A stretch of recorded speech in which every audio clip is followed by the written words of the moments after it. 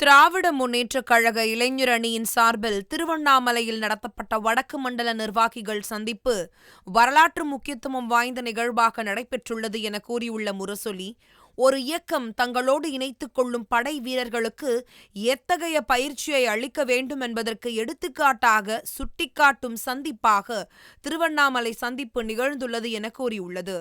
இன்று பல கட்சிகள், இயக்கங்கள் உறுப்பினர்கள் சேர்க்கவே தடுமாறிக் கொண்டிருக்கும் போது, இன்று திராவிட முன்னேற்றக் கழகத்தின் நம் இளைஞர் அணி ஒவ்வொரு பூத் வரையிலும் நிர்வாகிகளை நியமனம் செய்திருக்கிறது.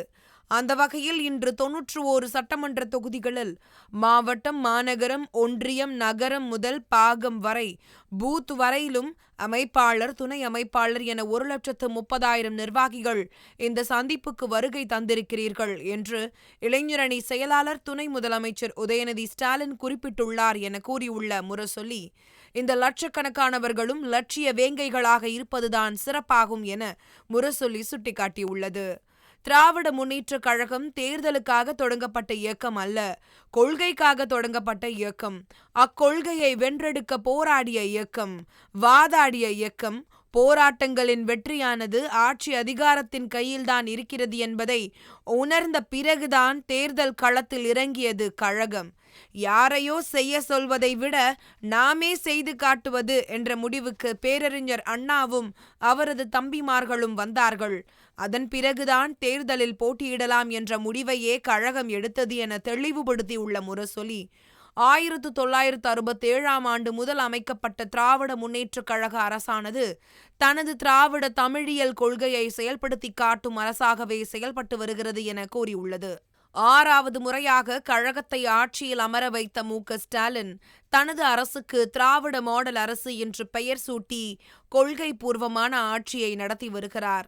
இது ஒரு கட்சியின் அரசல்ல, இனத்தின் அரசு என அறிவித்திருக்கிறார் என குறிப்பிட்டுள்ள முரசொலி, அதே நேரத்தில் திராவிட முன்னேற்ற கழகம் என்ற கொள்கை பாசறைக்கு தேவையான படை வீரர்களை தயாரித்து வருகிறார் இளைஞரணி செயலாளர் துணை முதலமைச்சர் உதயநிதி அவர்கள் என தெரிவித்துள்ளது.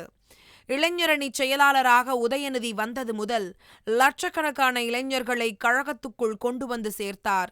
அப்படி சேர்ந்த இளைஞர்களுக்கு கொள்கை பாசறை பயிற்சி முகாம்களை நடத்தினார், பாசறை கூட்டங்களை நடத்தினார். முரசொலியின் கடைசி பக்கத்தை பாசறை பக்கமாக வடித்தார். கொள்கைகளை பரப்ப முத்தமிழறிஞர் பதிப்பகம் தொடங்கினார். பல்வேறு புத்தகங்களை ஆண்டுதோறும் வெளியிட்டு வருகிறார்.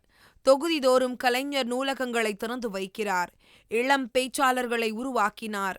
இளம் எழுத்தாளர்கள், ஆராய்ச்சியாளர்கள், பத்திரிகையாளர்களை உருவாக்கி வருகிறார் என புகழாரம் சூட்டியுள்ள முரசொலி, அறிவு திருவிழாவை நடத்தினார்.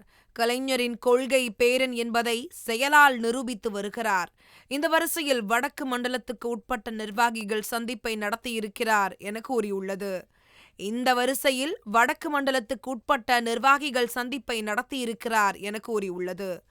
1.5 லட்சம் நிர்வாகிகள் கூடிய இச்சந்திப்பானது வடக்கு மண்டல மாநாட்டை போல நடைபெற்றுள்ளது.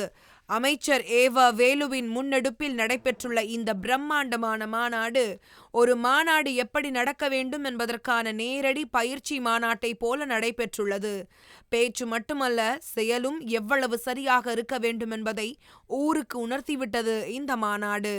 கடமை, கண்ணியம், கட்டுப்பாடு என்று பேரறிஞர் அண்ணா வகுத்து தந்த அதே பண்பாட்டுக்கு உதாரணமாக இந்த மாநாட்டை நடத்தி காட்டியிருக்கிறார் உதயநிதி.